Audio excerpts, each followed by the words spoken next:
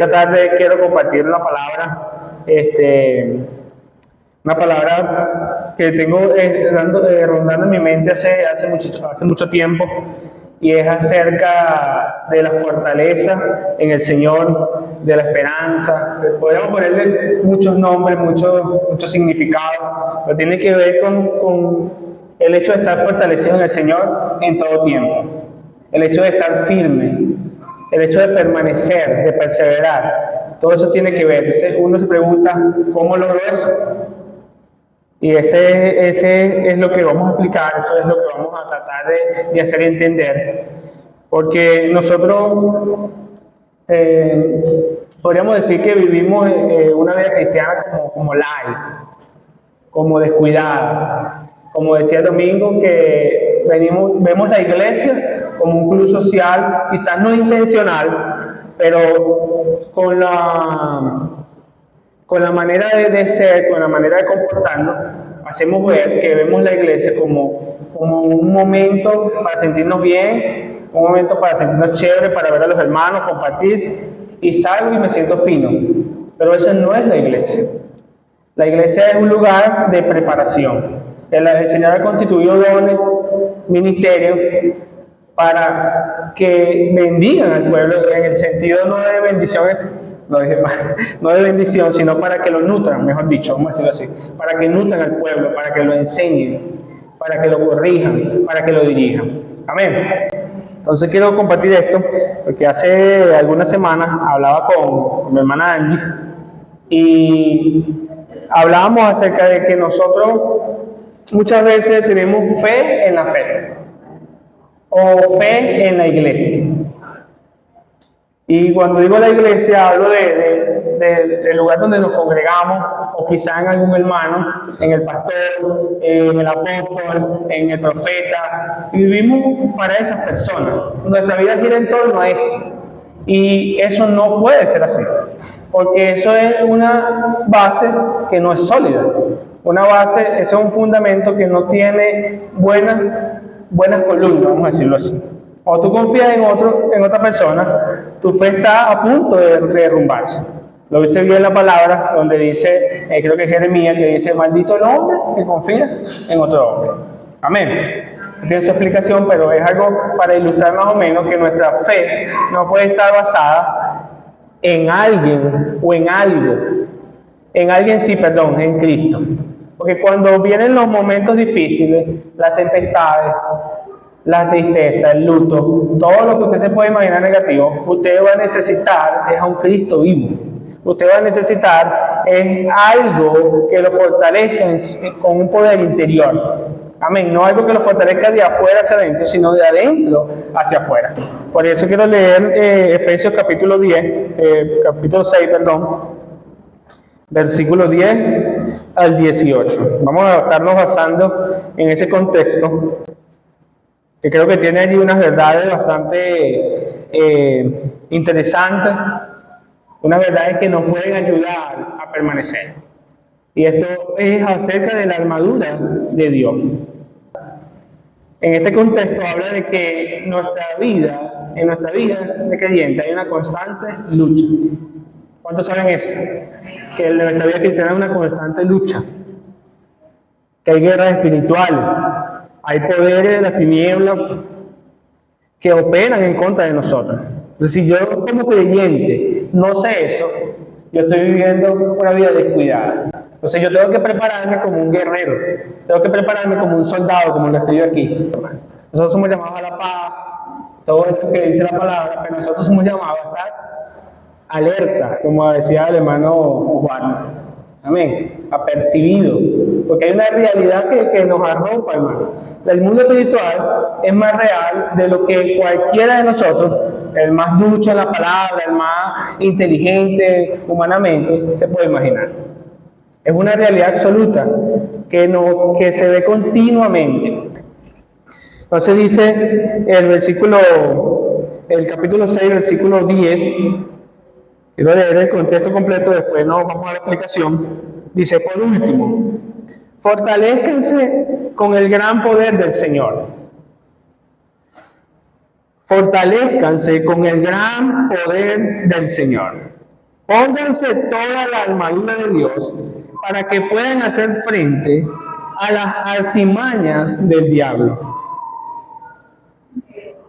Porque nuestra lucha no es contra seres humanos, sino contra poderes, contra autoridades, contra potestades que dominan en este mundo de tinieblas, contra fuerzas espirituales malignas en las regiones celestiales.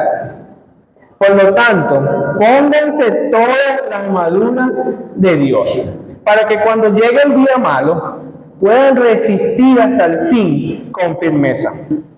Y como siempre lo digo, nada de lo que está escrito en la palabra es por hobby. O sea, lo escriben porque para llenar el libro, para terminar una hoja. Todo lo que está en la palabra es importante, es vital para nuestra vida. Amén. Entonces, esto está diciendo que en el mundo tendremos aflicciones, que hay una guerra constante contra nosotros. Y el mismo Señor Jesús no nos lo ocultó nunca.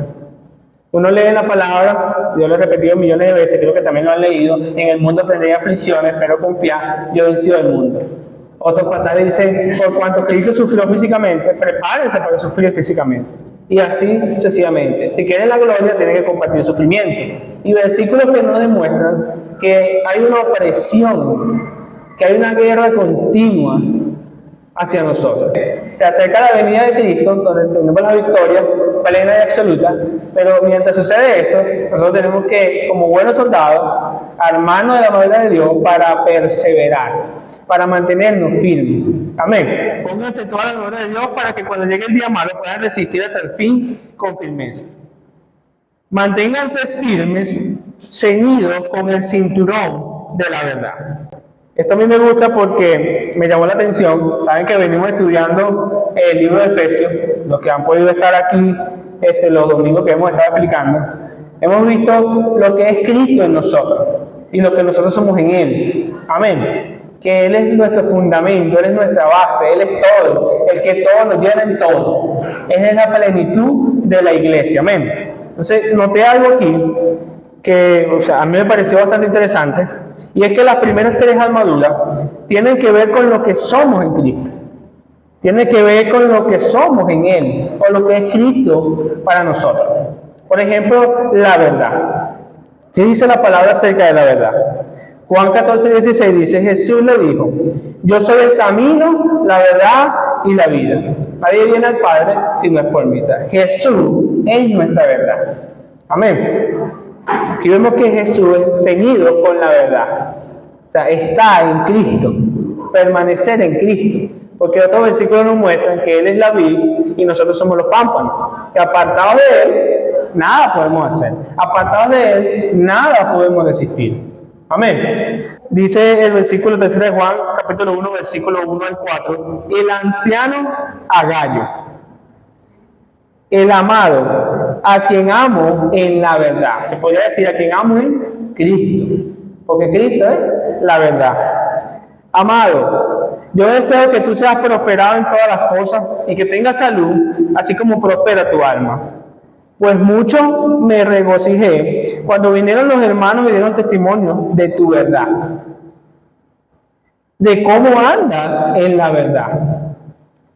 No tengo otro mayor gozo que el oír que mis hijos andan en la verdad. Aquí vemos que también hay llamado a la práctica, por supuesto. Debemos aplicarla a nuestra vida diaria.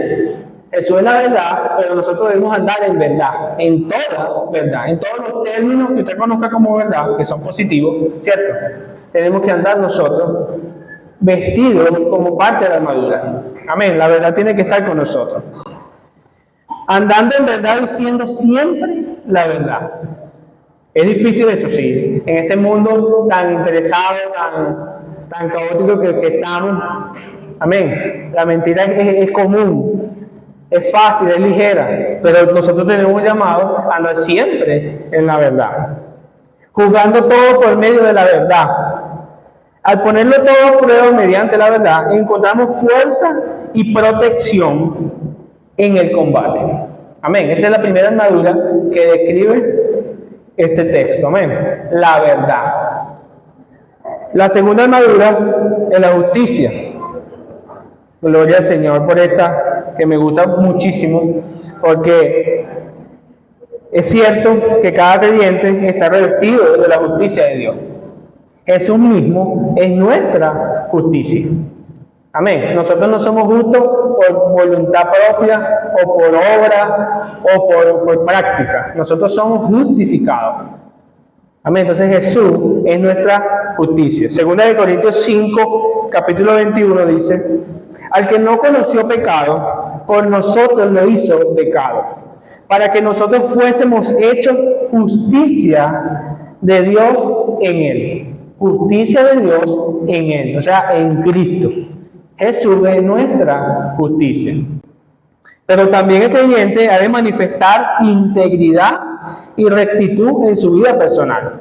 Eso, el hecho de que seamos justificados, de que eso sea nuestra justicia, no nos exonera de que nosotros andemos en rectitud. Amén. De que nosotros andemos con integridad en todo lo que hagamos.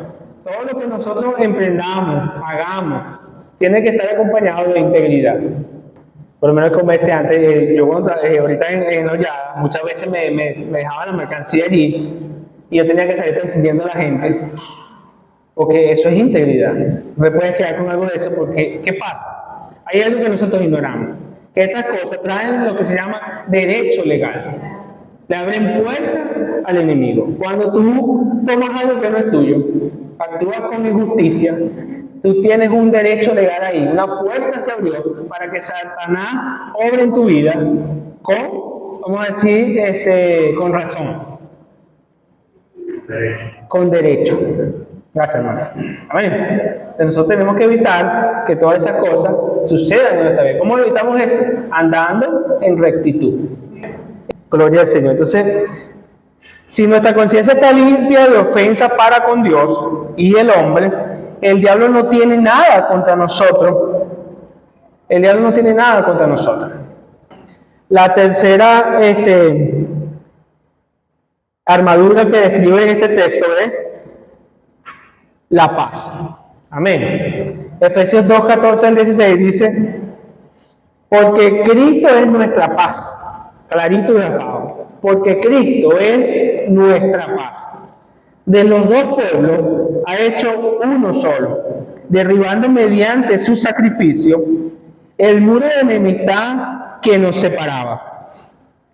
Pues él anuló la ley con sus mandamientos y requisitos. Esto lo hizo para crear en sí mismo de los dos pueblos una nueva humanidad al hacer la paz, para reconciliar con Dios a ambos en un solo cuerpo mediante la cruz, por la que dio muerte a la enemistad. Amén. Nosotros tenemos paz con Dios y paz en este sentido con los judíos por Cristo Jesús. No es por voluntad propia, no es por mérito, es por Cristo. Entonces, aquí concluimos que Cristo es nuestra paz. Dice Juan capítulo 16, versículo 33. Yo les he dicho estas cosas para que en mí hallen paz. En este mundo afrontarán aflicciones, pero anímense. Yo he vencido al mundo para que en mí hallen paz. A pesar de que en el mundo van a sufrir, porque ustedes no están glorificados, porque ustedes no están todavía en el cielo, no estamos en el cielo, van a sufrir y necesitan mi paz. Amén. Esa paz que sobrepasa todo entendimiento, como lo dice Juan 14, 27, es un regalo. Paz en la mente y en el corazón. Y la paz que yo doy es un regalo que el mundo no puede dar. Así que no se angustien, ni tengan miedo. Aleluya. Y por supuesto, también somos invitados a practicar la paz. Jesús es nuestra paz, pero también somos invitados a practicar la paz, a nosotros promover la paz.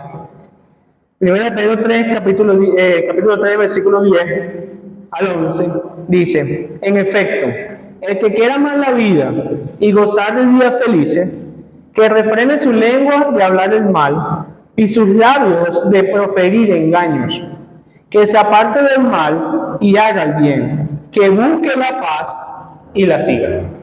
Ese es el que desea tener días felices. Que el que desee gozar de una buena vida debe apartarse del mal, todo lo que ya vimos aquí, buscar la paz y promoverla. Entonces vemos que Jesús es nuestra paz, pero también somos llamados a promover esa paz, a practicar la paz. Entonces las últimas tres tienen que ver con nuestro conocimiento de lo que es Cristo en nosotros. Dice, tomen el escudo de la fe. La fe es la firme confianza en el Señor y en su palabra. Eso es fe. Cuando las tentaciones queman, cuando las circunstancias son adversas, cuando asaltan las dudas, la fe mira arriba y dice, creo a Dios. Y es en los momentos difíciles cuando tú necesitas estar firme en la fe.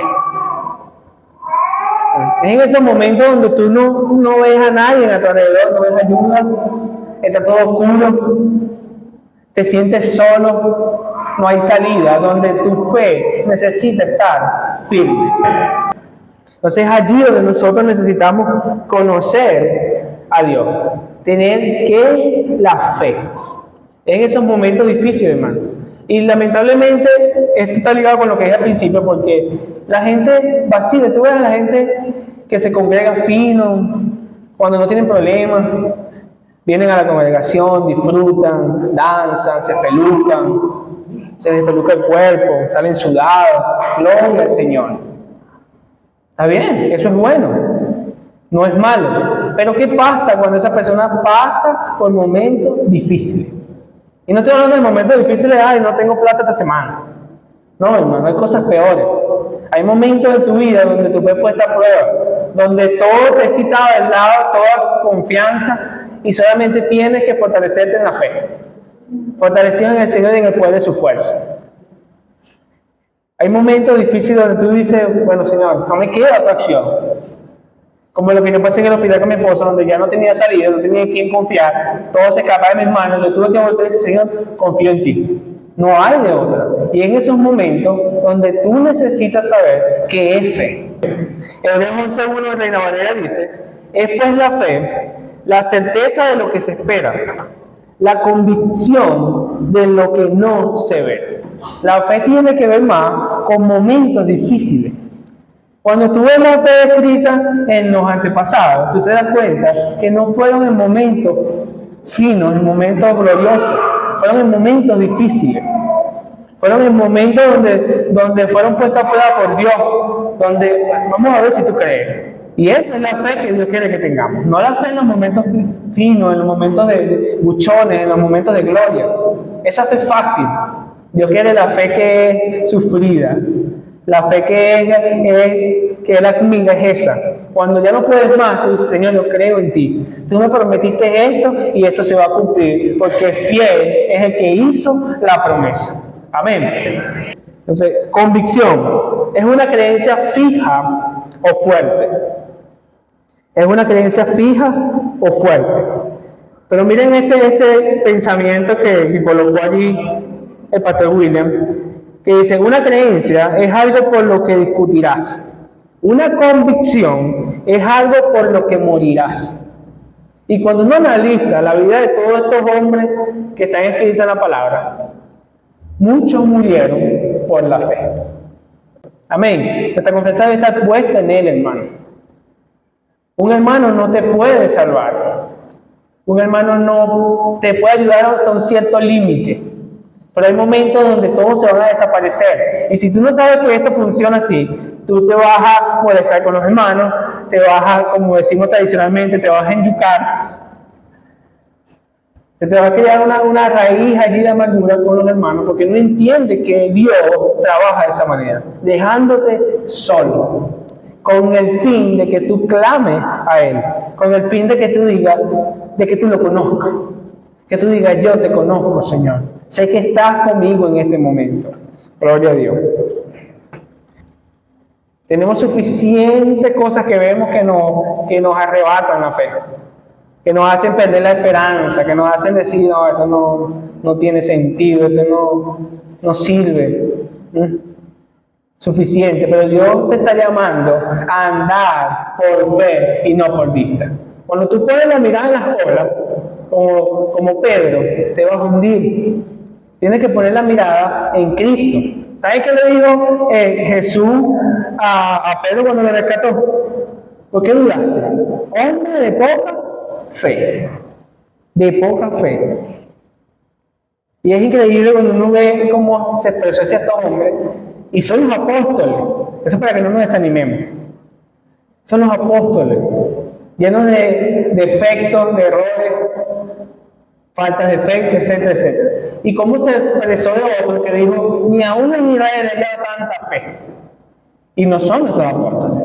Si el amor de Dios está con nosotros, ese es nuestro Señor. Ese es en quien debemos poner nuestra fe. En el que, aunque fallemos, aunque tengamos defectos, Él está allí con nosotros. Y no lo condenó, no le dijo, ahora te quedas allí no, lo salvó. Lo restituyó, lo levantó y caminó con Él. Y eso es lo que quiere el Señor con nosotros. Amén. Gloria al Señor. Tomen el casco de la salvación.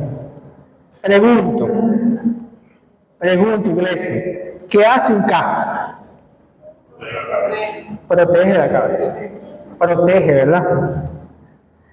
Cuando el apóstol escribía esto, estaba probablemente guardado por un soldado romano con toda su armadura. Es lo más seguro porque en esta carta él está en cadena, o sea, está preso. Entonces, y como siempre rápido para ver lecciones espirituales, en el ámbito natural, hace la aplicación de todo lo que representa la armadura para este soldado que está parado y está enfrente de él, para nosotros en el mundo espiritual. Entonces, él le ve el casco. ¿Qué protege el casco? La cabeza, y lo compara con la salvación. Este punto me gusta mucho, porque cuando el enemigo ataca a un creyente, hermano, lo primero que busca destruir es su identidad. Es lo que tú tienes en tu mente, lo que ha sido formado en ti, que es tu identidad. ¿Quién eres tú? Es lo primero que el enemigo ataca cuando va contra un creyente. Y eso lo podemos ver en Mateo 4:3, en el caso de Jesús en el desierto. Dice, entonces llegó el diablo para ponerle una trampa y le dijo, si en verdad eres el Hijo de Dios. Esa frase cuando yo la leí, cuando se hizo rema en mi vida, yo entendí todo, cómo trabaja el enemigo. Cómo busca el enemigo destruir la confianza en la salvación de un creyente. Busca romper, fracturar la identidad del creyente como hijo de Dios. Sientes que, ¿será que yo no soy salvo? ¿Será que yo no correspondo a esto? Eso es lo que pensamos. Y por eso el apóstol hace el énfasis de que protéjanse con el casco de la salvación. La salvación tiene que estar en nuestra mente latente, hermano. La salvación es segura. No se pierde cuando es genuina. Cuando tú verdaderamente creíste en Jesús y fuiste sellado por el Espíritu Santo, esa salvación no se pierde. No se pierde. Y eso es lo que quiere el apóstol, que nos armemos con esos pensamientos. Si tú creíste en el Señor Jesucristo y tienes el Espíritu, eres salvo. Nadie puede separarte de ti, de Cristo. Y lo dice en el libro de Romanos, ni la muerte, ni la vida. Lea ese versículo, búsquelo y métase allí y sumérjase allí en ese contexto, que lo que hace es estallar nuestros corazones de gloria cuando entiende que nada en absoluto puede separarte de Cristo. Nada puede separarte de su amor. Eres uno con Él. Él no puede negarse a sí mismo. Él no puede separarse a sí mismo. Y ese es el amor de Cristo. Y eso es lo que está diciendo el apóstol aquí. Póngase el casco de la salvación. Que su seguridad sea Cristo. La salvación en Cristo. Eso lo va a ayudar a pelear confiado. A estar firme en el momento del ataque. Ese es el hecho por el cual nos cuesta creer, porque somos materialistas. Y cuando no hacemos nada, nos cuesta creer que nos ganamos algo. Amén. Nos cuesta creer eso. Entonces, cuando yo quizás estoy pasando por una temporada donde estoy un poco apagado en cuanto a las prácticas eclesiásticas y viene un proceso, un ataque, yo dudo de mi salvación porque no lo estoy practicando. Amén. En ese momento, cuando tú estás apartado por algún proceso, circunstancia, que te sientes frío, que es lo que no, me siento frío. En ese momento, el enemigo aprovecha para atacar, porque te aísla. Y el enemigo busca hacerte dudar de la veracidad de esa salvación, porque no lo estás practicando. Y eso no es así. Tú eres salvo en todo momento, en todo tiempo, por la eternidad. Esto tienes que tenerlo claro. Es obvio que el deseo de Dios no es que nos aislemos, no lo malinterpreten. La gracia está expuesta allí y el que lo malinterprete, hermano, es porque no tiene comunión con el Señor. Es porque no se le ha revelado el poder de la gracia. Porque la gracia lo que produce en nosotros es gratitud. Si la gracia en ti, te voy a dar este tips, si la gracia en ti no está produciendo gratitud, permanencia en Cristo, ten cuidado. Ten cuidado con qué tipo de gracia estás consumiendo. Porque este es el problema de la gracia, hermano. Que cuando se malentiende, que cuando la gente que es descuidada, que no es interesada en la palabra, oye este tipo de cosas, se agarra de allí para pecar, para alejarse, para vivir una vida descabellada por allí. Pero eso no es lo que quiere Dios. Y la última armadura que describe es la espada del Espíritu, que es la palabra de Dios. Amén. Pregunta nuevamente, ¿para qué es una espada? Defensa. Para batallar. Se puede decir para contraatacar. Amén. Cuando me atacan, contraataco. Y en ese ámbito que funciona en nuestra vida, bueno, funciona en todo, pero en cuanto a la guerra espiritual, la espada del Espíritu nos sirve para contraatacar. Cuando el enemigo me ataca, yo tengo que contraatacar. Pero si yo no tengo espada, ¿qué pasa? Necesitamos tener la espada bien afilada, que es la palabra de Dios, para poder estar firme, permanecer firme. Tu permanencia depende de tu defensa. Pero tú puedes tener toda la armadura puesta, pero si tú no tienes espada para contraatacar, para defenderte, estás frito. Segunda de Corintios 10:4 dice: y las armas de nuestra milicia no son carnales, sino poderosas en Dios para destrucción de fortalezas. Entonces el ejemplo más práctico que podemos usar acá en este punto, para mostrar la palabra como parte de la armadura de Dios, es viendo el uso que le dio nuestro Señor Jesucristo en el encuentro con Satanás en el desierto. Mateo capítulo 4, versículo 1.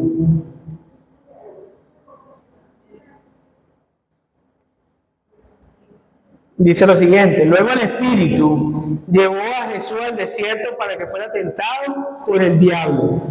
Aquí hay muchas cosas interesantes.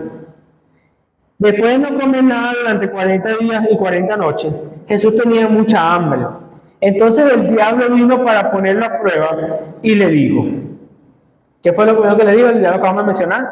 Si eres hijo de Dios, dile a esta piedra que se convierta en pan. Puso a dudar su identidad.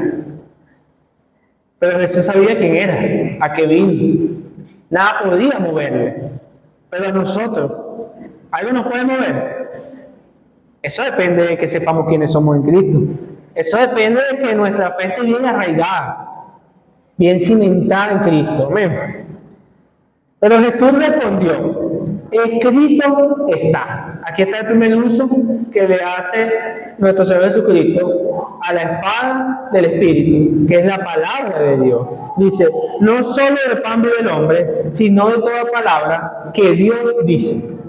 Entonces el diablo llevó a Jesús a la ciudad santa y lo puso en lo más alto de un extremo del área del templo y le dijo, si eres hijo de Dios, tírate abajo desde aquí, porque está escrito. Miren esta perlita.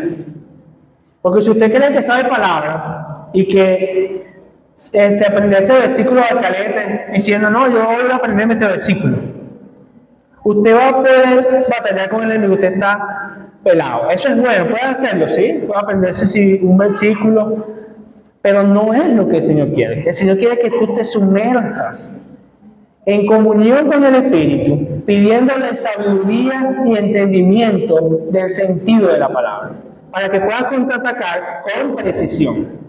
Me daba risa porque mientras preparaba esto, me llamó la atención porque uno ve que Jesús le respondía según lo que él necesitaba. En este caso, el enemigo le dijo, tírate abajo desde aquí porque escrito está. Le citó la palabra, fíjense esto, el diablo se conoce la palabra, hermano. Se la conoce. Al caletre. Desde Génesis hasta Apocalipsis. ¿Y nosotros qué? Ahí le dejo ese trompo en la uña, como dicen por ahí. Tírate abajo porque escrito está, Él mandará a sus ángeles que te cuiden. Sus manos te rescatarán para que ni siquiera te lastimen los pies contra las piedras. Le citó la palabra. ¿Y tenía razón? Sí, eso lo dice la palabra. Es como cuando nos dicen, tomate unos traguitos, la Biblia dice que no puedes tomar. Lo dice la palabra. La palabra no dice en ningún momento que podemos tomar o no tomar.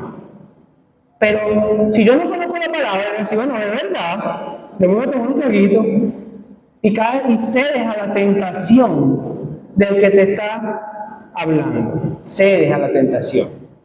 Porque si tú conoces la palabra, si tú rápidamente viene a ti, yo voy a hablar de eso que es la palabra rema, viene a ti la palabra que dice, todo me es lícito, pero no todo me conviene. O sea, tú puedes evaluar la situación, tú puedes evaluar la tentación que se te está presentando y no cede. Que es lo que le dijo aquí Jesús a Satanás. Jesús le dijo, largo de aquí, Satanás, porque está escrito. O sea, si tú te sabes la palabra, yo también me la sé. Y dice, también está escrito, adora al Señor tu Dios y sírvele solamente a Él. No, mentira. Me adelanté. Ajá, Jesús le dijo, pero también está escrito, no pongas a prueba al Señor tu Dios. Era cierto lo que le estaba diciendo, pero no en esa situación, porque una cosa es que tú te caigas, que tú te resbales, y el Señor te asista con ángeles para salvarte. Pero otra cosa muy distinta es que tú tientes a Dios y te lances. Y Jesús se la captó en el aire y le dijo, también está escrito, no pongas a prueba al Señor tu Dios. Amén. Después el diablo llevó a Jesús a una montaña muy alta y le mostró todos los reinos del mundo con toda su grandeza. Y le dijo, te daré todo esto si te arrodillas y me adoras. Jesús le dijo, largo de aquí, Satanás, porque está escrito, adora al Señor tu Dios y sírvele solamente a Él. Entonces el diablo se fue y los ángeles vinieron a cuidar a Jesús. Hay unas versiones que dicen que el diablo lo dejó por un tiempo, tal como nosotros. Las batallas son continuas, hermano. El diablo te puede dejar por un tiempo, pero va a volver. Va a volver y tú tienes que estar preparado. Porque si vino con un arsenal esta vez, va a venir con el doble de arsenal esta vez. Y si tú no te preparas, ay. Amén. Entonces, vamos a seguir en esto. Es importante destacar algo aquí, que Jesús no citó versículos al azar, hermano. No citó versículos al azar, sino los versículos apropiados que el Espíritu Santo le dio para esta ocasión. Cuando yo estaba leyendo esto, me dio mucha risa, ahora sí lo voy a decir. Porque yo decía, ¿tú imaginas que el diablo le fue dicho esto a Jesús, tírate? Y a esto, y Jesús le fue dicho, Hechos 16:31. Cree en el Señor Jesús y se salvo tú y toda tu casa. Eso no tiene sentido. Porque la espada es para contraatacar. No tiene sentido que en una ocasión precisa tú te sepas versículos al calete que estén carentes de significado espiritual. O que tengan poco poder en ti. No sé si me captan lo que les quiero decir. ¿Sí me captan? Amén. No tiene sentido citar versículos al azar. Por eso es la importancia, hermano, de tener una comunión con Dios en la palabra. Que tú leas la palabra para aprender con la ayuda del Espíritu Santo, pidiendo sabiduría para entender lo que está escrito, el sentido adecuado. Hay un sentido adecuado para cada contexto de la Biblia. No es el sentido que tú le quieres dar, que tú le desees dar, es el sentido que Dios ya le ha dado. Si es cierto que un versículo puede decir muchas cosas, sí, pero siempre tienen un mismo fin. Amén.